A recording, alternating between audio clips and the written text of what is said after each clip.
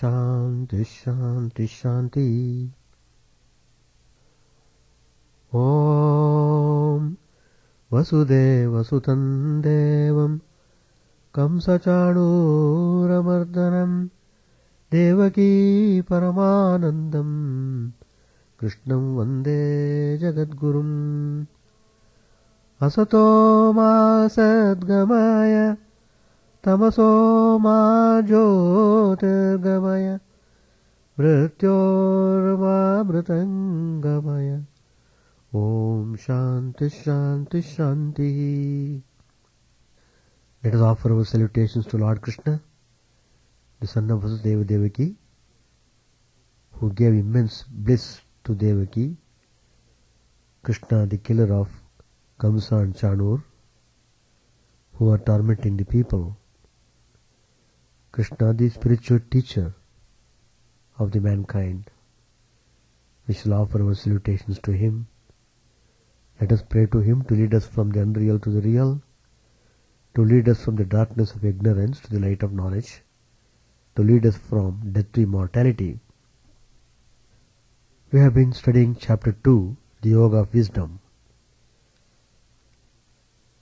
We are studying verse number 62. 61 we have finished. 62. Dhyayato Vishayan Pumsaha Sangasteshu Upajayate Sanga Sanjayate Kamaha Kamat Krodho Vijayate. Krodhat Bhavati Samoha Samohat Smriti Vibhramaha Smriti Brahmshat Buddhinasho Buddhinashat Pranashyati. Here Lord Krishna clearly points out how we are careless about attachment to these sense objects. A person who is constantly attached to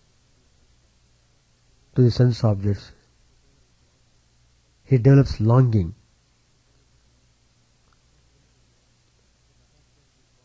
From attachment is born desire, and if the desire is not fulfilled, immediately he is caught up with terrible anger. That means desire is the root cause of all sufferings in the world. So we create our own sufferings. But every now and then we bring God's name. For anything and everything we do, we bring God's name, as if we are following every moment God's wishes. God has clearly stated how one should conduct oneself in this world. This human life is given so that one can live the life properly, being spiritual, practicing spirituality, and striving for the realization of the truth. But people, when they come in contact with the sense objects, their mind becomes totally extrovert.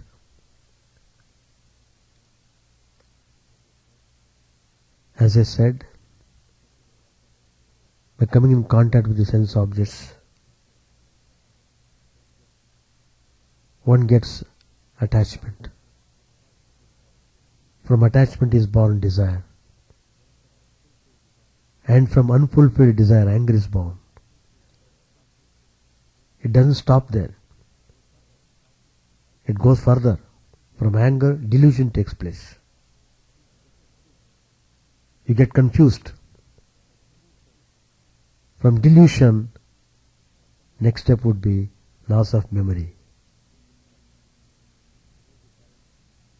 You lose the balance of mind. From loss of memory results the loss of buddhi. That means you lose the power of discrimination. From the loss of the discriminating ability of the mind, you become useless. In other words, you are destroyed yourself. So you are the cause for the destruction. It's not God is putting obstructions to us. God has given all the faculties and little freedom to behave, to act, but in a proper way. And the way is also shown. It's not that simply He has dropped us in this world and we are left without any direction. It is not like that. All our scriptures give right directions to proceed. But because of our attachment to this world, attachment to these pleasures, we lose our balance. So we bring restlessness, suffering and sorrow. So far, the contact of senses with the outside objects has been discussed. Now Lord Krishna discusses how these indriyas function internally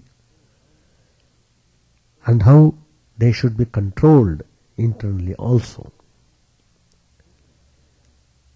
People who lack discrimination allow their minds to constantly dwell on the objects of this world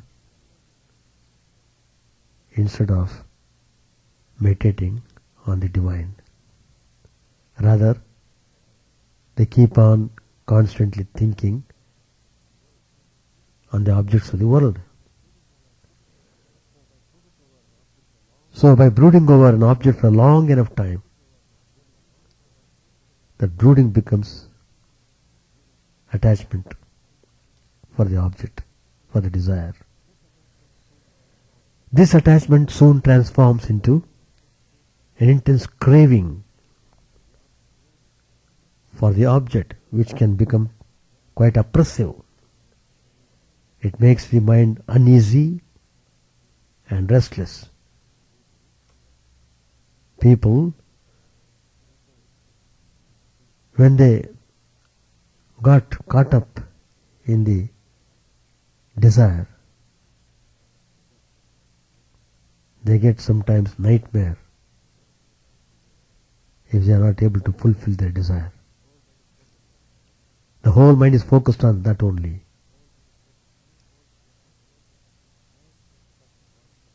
And the person wants to acquire and possess the object. He goes to whatever extent to achieve that. So the desire is born from attachment. Once a well-defined desire is formed, you have to deal with it. Every desire, it doesn't simply keep quiet. It prompts an action. If the action is successful and the desire is fulfilled, there is no problem. Most of the time, however, the desire is not fulfilled. Only a very small percentage of one's desires are fulfilled. A great majority of them do not get fulfilled at all. So, when the desire is not fulfilled, you become frustrated and angry. Persons with a short fuse get stirred up by trivial things and blow up. Anger flows in them constantly like the electric current in a heater. When they heat up constantly, they become deluded. The intensity with which you desire something determines the magnitude of your anger. Thus, anger is born from desire. Anger is always against whatever obstruction that comes between you and the desired object. If anger is born from desire, delusion is born from anger. There's a very famous episode in Srimad Ramayana. Ravan wanted to abduct Sita. He wanted the help of Maricha, one of his assistants. So he came to him and instructed him what to do. Ravan told Maricha to go and see that Sita is drawn towards some kind of attraction. And Maricha was terribly shaken because he knew how Sri Ramachandra was very powerful and how he got a bitter lesson previously. So he was little hesitant. As soon as Ravan came to know that Maricha is not willing wholeheartedly, immediately he flares up. I am giving the example how when the desire is obstructed, anger comes. Now Ravan's desire is little obstructed, so he became terribly angry. And he said, if you don't obey me, I will kill you right now. Do you understand? Then Maricha thought within himself, well, instead of being killed by Ravan, it is very blessing to be killed by Sri Ramachandra. So like that, finally he decides to obey Ravan. So the point is, when something happens in between our desire and its fulfillment, we become terribly upset. So, if anger is born from desire, delusion is born from anger. What does delusion does? It gradually transforms into loss of memory. Delusion is like a blackout that makes you forget things that you learnt in the past. This loss of memory is with reference to the wisdom you had gathered from your past education and experience. It concerns about what you know, about what is right and what is not. So when wisdom is not available, what next? Buddhi is incapacitated. That is, you lose the power of discrimination. A person who is devoid of buddhi, discriminating faculty, loses his reasoning faculty, which is what buddhi is supposed to do, but which now it is unable to do.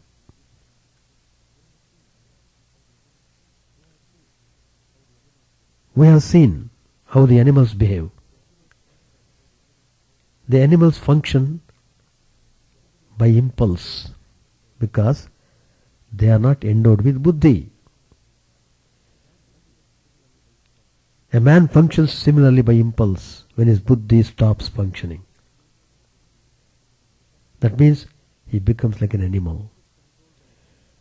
When a person is controlled by impulse, actions just happen impulsively.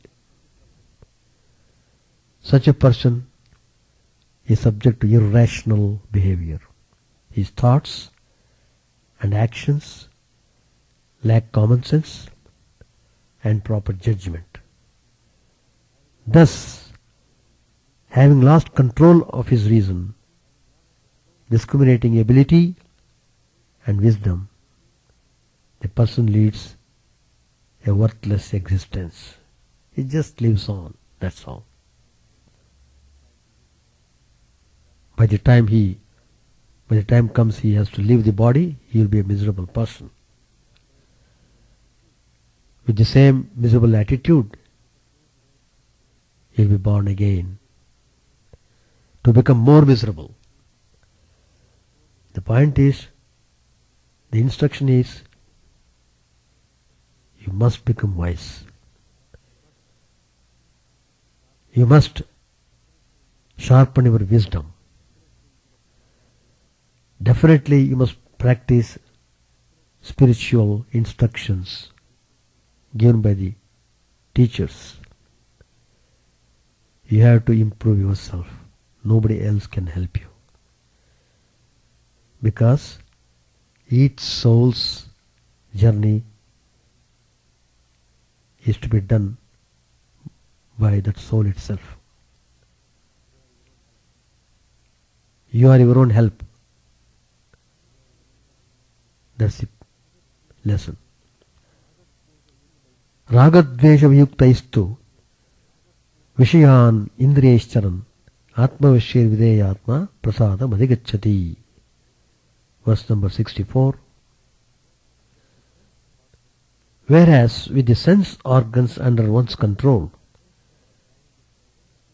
this person having his mind under control and being free from attraction and aversion attains tranquility even when moving amongst the sense objects. He is not perturbed. He is not drawn. He is no more deceived by coming in contact with sense objects. Senses enjoy roving amongst their objects. That is the natural tendency of the senses, to run after the sense objects. Mind alone can restrain them. Mind is the master of the senses, and the soul is the master of the mind.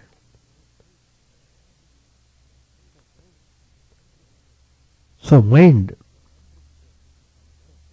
when unrestrained, however, the senses control the mind. It becomes reverse. Instead of mind controlling the senses control the mind. When senses take control, what will happen? They corrupt the mind. An impure mind is always in turmoil. Unrestrained senses are so powerful that they would carry away the mind of a jnani also into the world of objects. Senses are not guided by any ethics or morals. If you are guided by your senses, you too will have no ethics and morals. That's the lesson. It is natural for the sense organs to contact their objects. It is natural affinity. Eyes always wants to see objects. Ear always wants to hear sounds. Tongue always wants to taste various dishes, and so on. It is quite natural. This contact gives rise to likes and dislikes in an individual. I don't like this.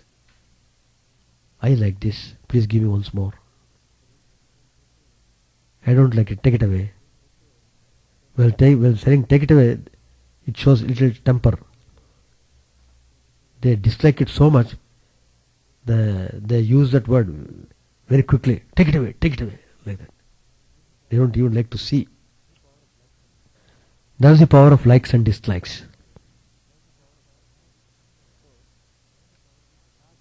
So, raga is what you want, what you like. Dvesha is what you do not want, what you don't like. See, everyone is having this couple Ragadvesha. Everyone has got it, in various degree, of course. The man of discrimination also has ragadveshas,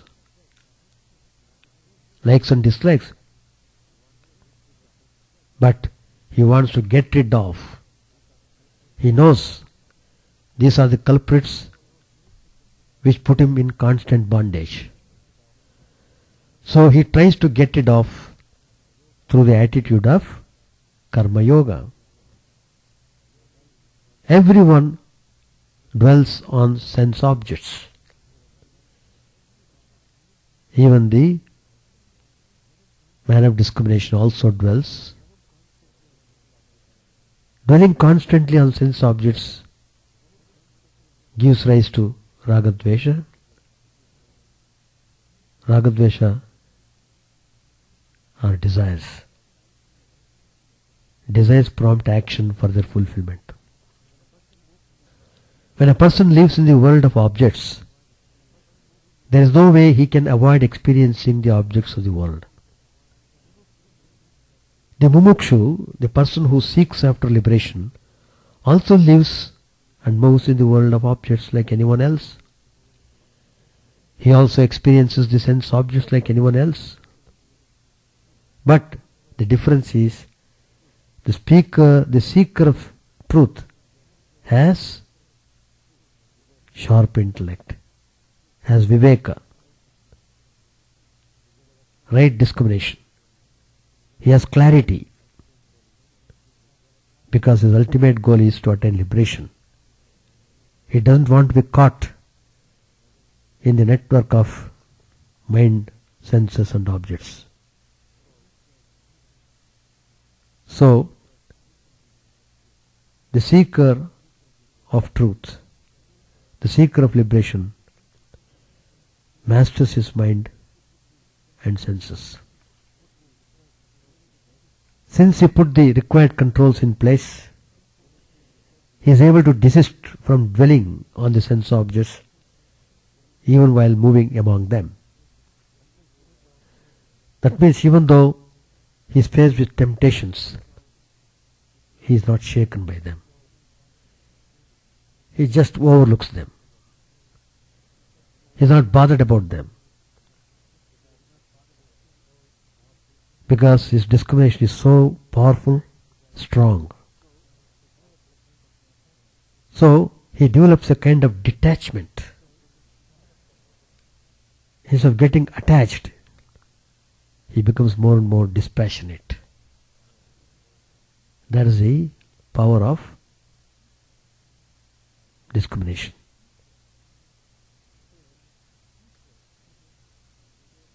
So a seeker of liberation can be either a karma yogi or a monk.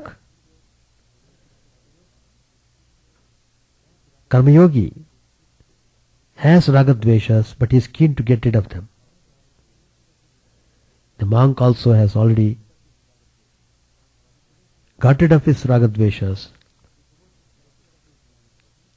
He devotes his life exclusively for seeking knowledge. He doesn't want to involve himself in things concerning ragadvesh. That's why the monk lives in a solitude. He doesn't have any involvement, any entanglement with anything of the world. He wants to be alone, and he wants to focus his mind totally on the indwelling divine spirit. The person who has taken to the life of karma yoga to get rid of his likes and dislikes, what he will do, he performs karma with a prayerful attitude. His karma is always supported by dharma, and dharma is Ishvara for him. Therefore, his likes and dislikes remain subdued with reference to his karma. He is not interested in karma that produces results in samsara, that push him into the world. Living a life of karma yoga in this manner, he attains antakarana shuddhi. That's why Swami Vivekananda introduced nishkama karma seva. Don't desire anything, just help serving humanity. Be active in that sense. When you don't aspire for personal benefit, it will pave the way for spiritual benefit. You know, God is a rewarder of everything. He doesn't want to keep anything. Whether you want it or not, it will be given to you. It is like that. So, when you are not aspiring for personal benefits, your mind gets purified. Antakarana shuddhi. That is the spiritual benefit. You get more and more peace, more and more joy in doing selfless activity, in helping the poor, in educating the needy people, etc. He is an accomplished karma yogi. His mind is cleared of the likes and dislikes.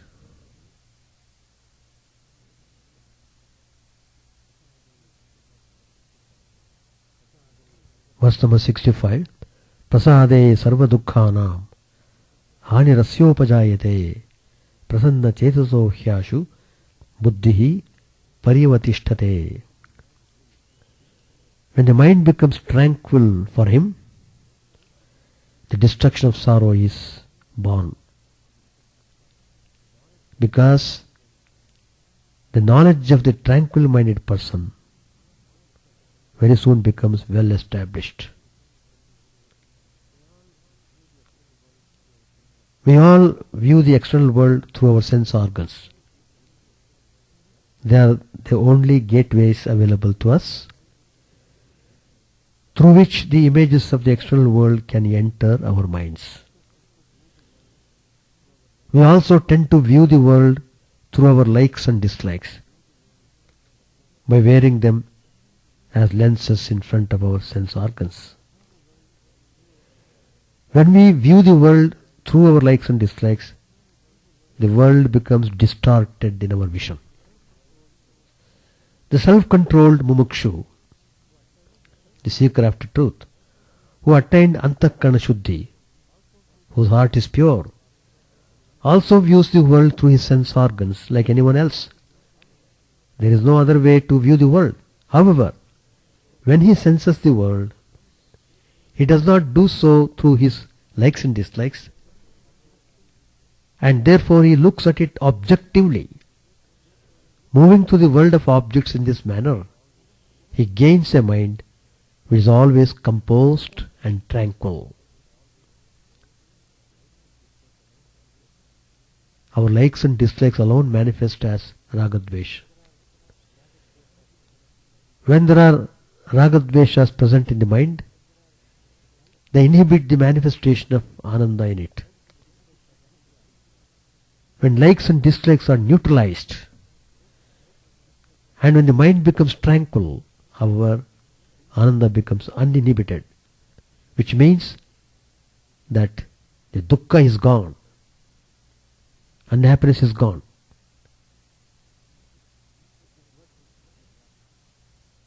In this verse, the destruction of the dukkha is said to be born. That means the destruction of the dukkha, unhappiness, occurs. Tranquility is the condition that frees one's knowledge from all obstructions, and because of that knowledge, all forms of sorrow are gone. Mind has to gain the tranquility that is the basis for self-knowledge, and to do this, it has to be freed from likes and dislikes. The mind of a person with self-knowledge is steady. Because knowledge stays, the mind no longer causes any problem. It will not take on sorrow. The knowledge stays because there are no inhibitors now in it to oppose knowledge. Because the knowledge stays, dukkha stays away. Where there is knowledge, there is no dukkha.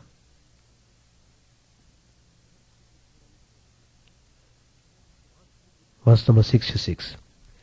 Nasti buddhare yuktasya nacha yuktasya bhavana nacha bhavyataha shanti ashantasya kutas sukham. For one who is not tranquil, there is no knowledge of the self. For one who is not tranquil, there is no contemplation. And for one who does not contemplate, there is no peace. For one who has no peace, where is the happiness? So happiness means peace. Peace means happiness. Real peace brings you real happiness. That's the meaning. When the mind is full of likes and dislikes, it is always in a state of agitation. It is restive and jumps randomly from topic to topic without a purpose, like a monkey. Many people say, Swamiji, when we sit to think of God, immediately after 5 seconds the mind runs here and there like a monkey. It is true. It is not the discovery, it is all well established fact. It is the nature of the mind. We have allowed the mind to become monkey. Now we have to control the monkey. Why did you make it monkey first of all? That's why people have to struggle very hard. To get rid of monkeyness is not so easy. One has to develop strong willpower, strong determination. So, it's very important to get rid of likes and dislikes. One who manages his likes and dislikes properly, he is called a yukta in Sanskrit. And one who does not, he is called ayukta. Knowledge of the self will not unfold in a mind infested with ragadvesha. Ragadveshas, that means likes and dislikes, oppose the flow of knowledge. Just as the electrical resistance in an electric wire opposes the flow of electric current. Therefore, knowledge does not flow into the mind of the ayukta.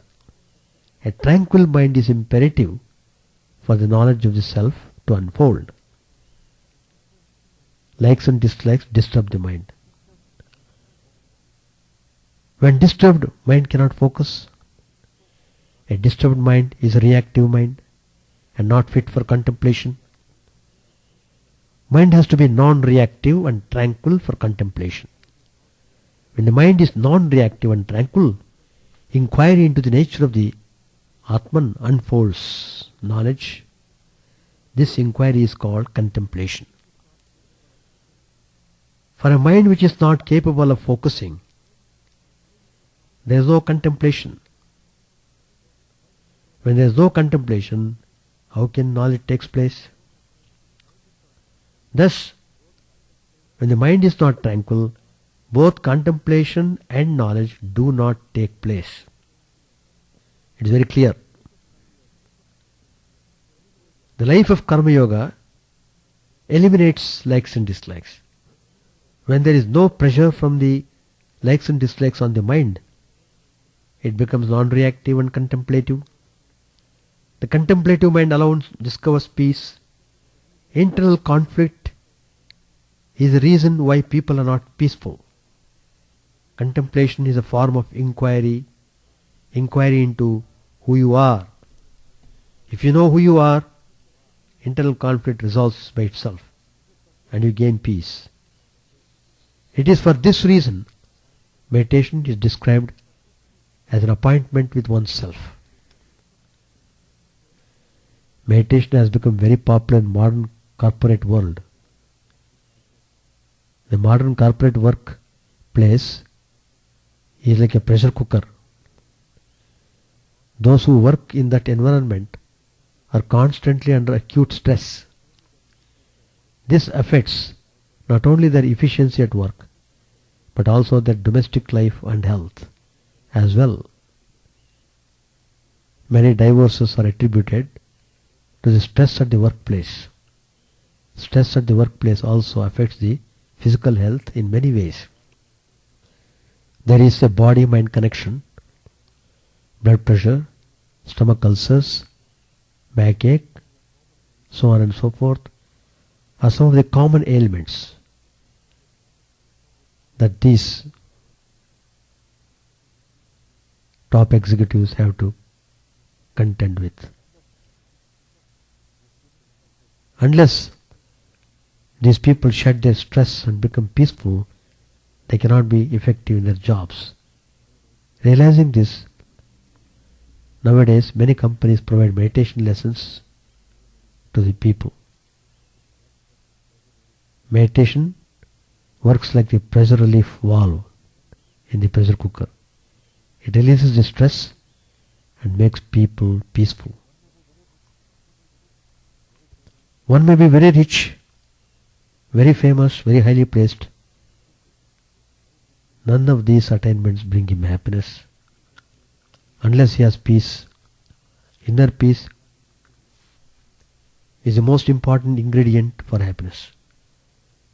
Only a peaceful person can discover happiness. Indriyanam hicharatam yanmanonu vidhiyate tadasya harati prajnam vayurnavi vivambhasi. Verse number 67. Indeed, when the mind follows the wandering senses, the senses take away the wisdom of a person, just as a small boat on water is carried away by the wind. One who has likes and dislikes cannot have the knowledge of the self, because likes and dislikes oppose the flow of knowledge. Therefore, when there are raga dveshas in the mind, one is not qualified for knowledge until he neutralizes them through the life of karma yoga. Senses are wild and strong. They drag the mind away with them when they go on their wild forays into the world of objects. Senses make the contact and the mind captures and brings the object inside so that it can dwell on it at leisure. Dwelling on objects causes longing for them. The person with discrimination restrains the senses through Dhamma and Shama, controlling of senses, both internal and external. He feeds the senses with what is proper instead of the senses helping themselves with all sorts of rubbish. When the mind follows the wandering senses, it becomes subservient to the senses. Senses dictate and mind acts. When the mind is subservient to the senses, it loses its discriminative knowledge and gets corrupted. One who cannot restrain his senses is a weak person. A weak person is led by his senses, which are very powerful. Any person led by his senses thinks that the purpose of life is worldly enjoyment. That's why they are born. So we should enjoy to the maximum extent, in whatever manner. That's how they talk about. So such a person plunges enthusiastically into worldly pleasures.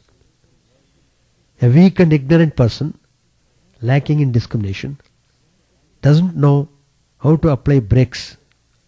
When you apply brakes, you have control.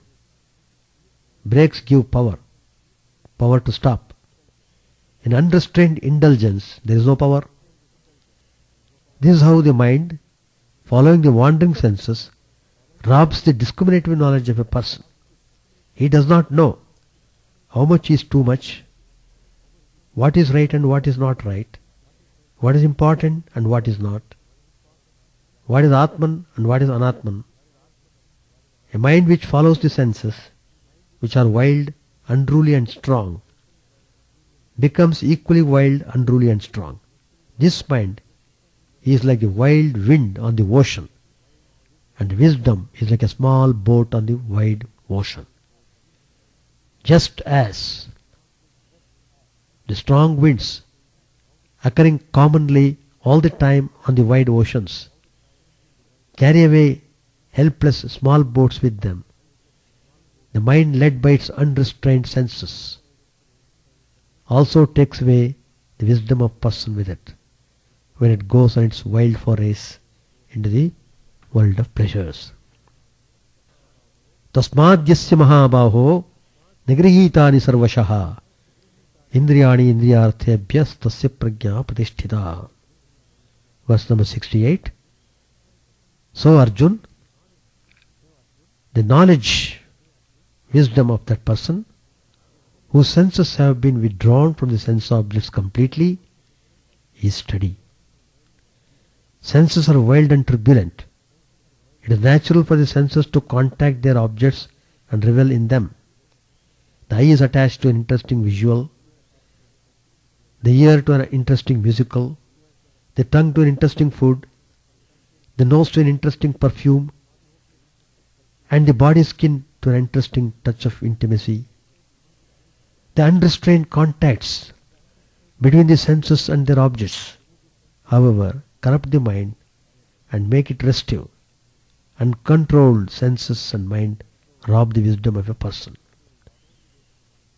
In so many ways, Lord Krishna tries to impress upon us how very important we should control the mind, otherwise we will be in great trouble.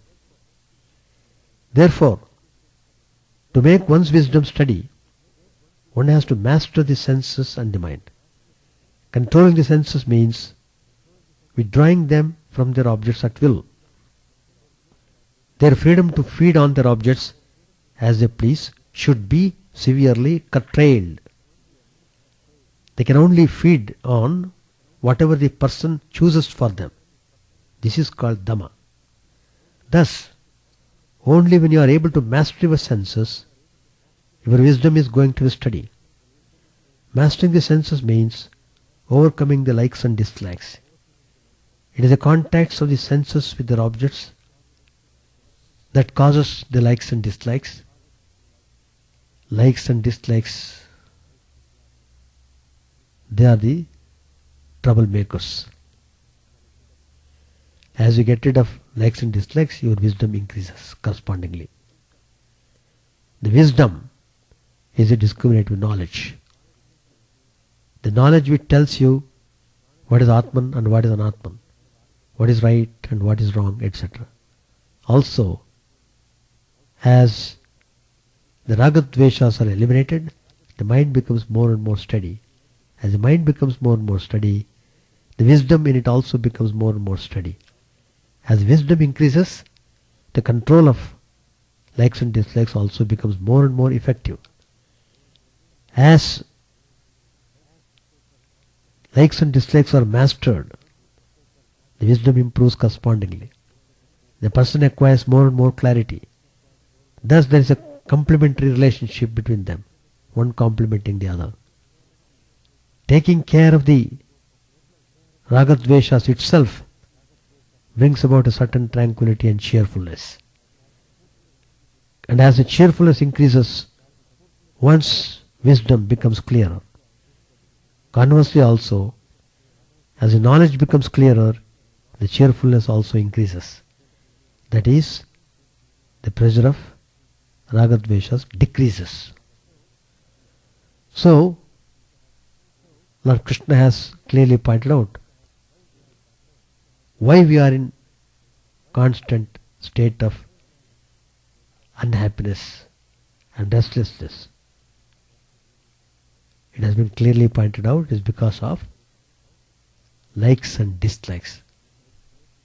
They have become so strong and powerful, they drag the person to whatever extent. That is how one has to be really watchful, careful, and take effective steps to control the likes and dislikes. Not to run after them, but to control them. Minimize it. Let us continue next. Another forthcoming important event happening, that is consecration of phase 1 of Sri Ramakrishna User Temple. A consecration ceremony to celebrate the completion of the construction of phase 1 of the Sri Ramakrishna User Temple will be held at the temple site morning from 9 a.m. to 1 p.m. on Sunday, July 1st. All are requested to participate. So in order to actively participate in the ceremony, please sponsor for the programs. The important event of the program is we will be conducting Ganapati Homa, Navagraha Homa and Sri Ramakrishna Homa, and we will be doing Archana also, worship. So one can sponsor for conducting the Homa. The another one is Archana participant. The two categories are there. Please contact the office for registration. Chant the name of the Lord and His glory unceasingly, that the mirror of the heart may be wiped clean and quench that mighty forest fire, worldly lust raging furiously within. O name, stream down in moonlight on the lotus heart, opening its cup to knowledge of thyself. O self, drowned deep in the waves of His bliss, tasting His nectar at every step, bathing in His name that bath for various souls. Various are thy names, O Lord, in each and every name thy power resides.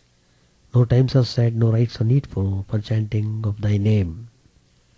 So vast is thy mercy, how huge then is my wretchedness, who find in this empty life and heart no devotion to thy name. O my mind, be humbler than a blade of grass, be patient and forbearing like a tree, take no honor to thyself, give honor to all, chant unceasingly the name of the Lord. O Lord and soul of the universe, mine is no prayer for wealth or retinue, the playthings of lust or the toys of fame. As many times as I may be reborn, grant me, O Lord, a steadfast love for thee. A drowning man in this world's fearful ocean is thy servant, O sweet one. In thy mercy, consider him as dust beneath thy feet. Oh, how I long for the day when the instant separation from thee, O Lord, will be as 1,000 years, when my heart burns away with its desire, and the world without thee is a heartless void. Prostrate at thy feet let me be, in unwavering devotion, neither imploring the embrace of thine arms, nor bewailing the withdrawal of thy presence, though it tears my soul asunder. O thou who stillest the hearts of thy devotees, do with me what thou wilt, for thou art my heart's beloved, thou and thou alone. O Lord, lead us from the unreal to the real, lead us from darkness to light, and lead us from death to immortality. May all be free from dangers, may all realize what is good, may all be actuated by noble thoughts, may all rejoice everywhere, may all be happy, may all be free from disease, may all realize what is good, may none be subject to misery. May the wicked become virtuous, may the virtuous reign in tranquility, may the tranquil be free from bonds, may the freed make others free. May good bread all people, may the sovereign righteously rule the earth, may all beings ever attain what is good, may the worlds be prosperous and happy, may the clouds pour in time, may the earth be blessed with crops, may all countries be freed from calamity, may holy men live without fear. May the Lord, the destroyer of sins, the presiding deity of all sacred works, be satisfied. For he being pleased, the whole universe becomes pleased. He being satisfied, the whole universe feels satisfied.